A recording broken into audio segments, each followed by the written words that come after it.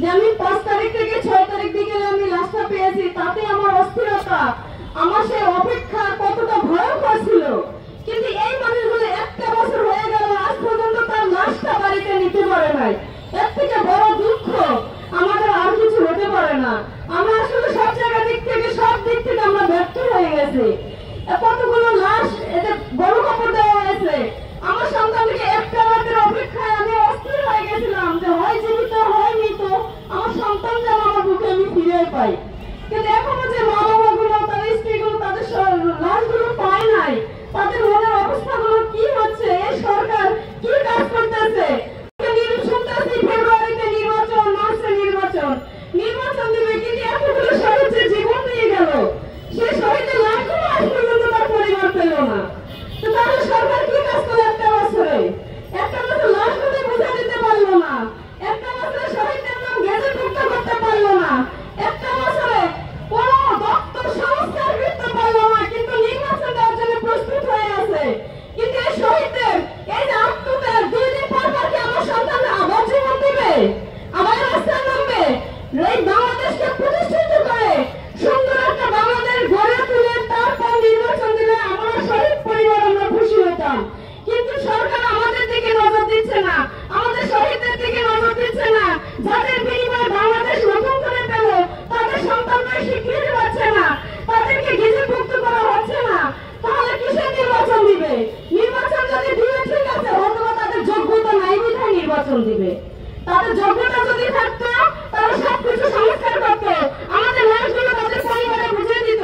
তাদের যদি যোগ্যতা থাকতো সবকিছু সংস্কার হতো, সংস্কারের নামে টালবাহানা করতো না, বিচারের নামে টালবাহানা করতো না, আসামিকে জামিন দিয়ে দিত না। তারা এত কিছু তাদের যোগ্যতা নাই বিধায় তারা হয়তো এত কিছু করেছে। তারা এই নির্বাচনের জন্য প্রস্তুত নিয়েছে যে আমরা তো পারতেছি না, আমাদের ছেড়েই যেতে হবে। তাহলে তারা সব জায়গার দিক থেকে তারা ব্যর্থ।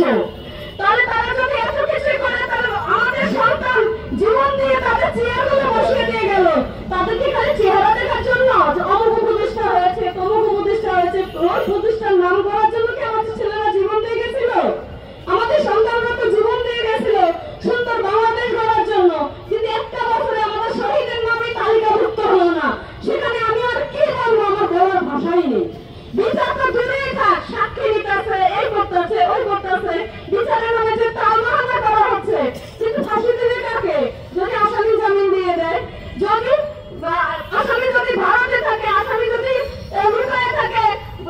দেখা যাচ্ছে আজকে আমি একটা ফেসবুকে দেখলাম যে সামরিতে আওয়ামী লীগের লোক মিছিল করতেছে। তাহলে এই সরকার কি করতেছে? এই সরকার থাকাকালীন এখন আওয়ামী লীগের লোক যদি মিছিল করে, তাহলে সেই জায়গা থেকে তো সরকার ব্যর্থ। কিন্তু আমাদের সন্তানদের অনেক বড় আশা আকাঙ্ক্ষা ছিল ডক্টর ইউনূস স্যারকে নিয়ে, যে না উনি হয়তো আমাদের সন্তানদের মূল্যায়ন বুঝবে, উনি হয়তো ছাত্রদের মূল্যায়ন বুঝবে, এই দেশটাকে সুন্দর করে গড়ে তুলবে। কিন্তু সেই জায়গা থেকে কেন এভাবে করা হচ্ছে? আসিফ নজরুল স্যার তার জায়গা থেকে আসামি ছেড়ে দিচ্ছে। উনি আমার ফেসবুকে স্ট্যাটাস দেয় যে তীব্র নিন্দা প্রতিবাদ জানায়। তাহলে ওনার কাজ কি শুধু নিন্দা প্রতিবাদ জানানো? ওনার কাজ তো ছিল ডাইরেক্ট অ্যাকশন নেওয়া, কিন্তু তাকে উনি নেননি। উনি কিভাবে ওখানে ওনার জায়গা থেকে তীব্র নিন্দাতে একটা রাস্তার মাংস জানায়, যারা তারা গণতন্ত্র পিছনে পৌঁছতেই পারে না। তাহলে আমাদের সন্তানদের জীবন দেওয়া তো বিদায় চলে যাবে। 2 দিন পর নির্বাচন দিবে, আরেক সরকার আসবে, তারাও কিছু করবে না, আরেক সরকার আসবে, তারাও কিছু করবে না। তাহলে প্রত্যেকটা মা, প্রত্যেকটা বাবা সন্তান জন্ম দেবে, আর কি রাজপথের এই রক্ত দেওয়ার জন্য জীবন দেবে? তাহলে আপনারা কেন সেটার পদক্ষেপ নিয়েছেন না? প্রত্যেকটা বাবা মা একটা সন্তান জন্ম দিতে কত কষ্ট হয় আপনারা তো জানেন কিনা? আমার সজল যখন আমার বিবাহের প্রায় 5-6 বছর পর আমার সজল হয়েছে, কত আল্লাহর কাছে কান্নাকাটি করে আমার সন্তানকে আমি আল্লাহর কাছে চেয়ে নিয়েছি, নামাজ কালাম করে আল্লাহর কাছে কত আপত্তি মিনতি করে। সেই সন্তান আমার চলে গেছে। এই দেখো প্রত্যেকটা বাবা মা তার সন্তান যখন হয় না, আল্লাহর কাছে কত আপত্তি মিনতি করে একটা সন্তান জন্ম নিয়ে, সেই সন্তান যদি দেশপ্রেমিক হয়, সে কি ঘরে বসে থাকতে পারবে? কোনোদিনও পারবে না। সেই সন্তানের রক্ত কি বারবার খাওয়ার জন্য এই সরকার আসবে দুনিয়াতে? এই বাংলাদেশের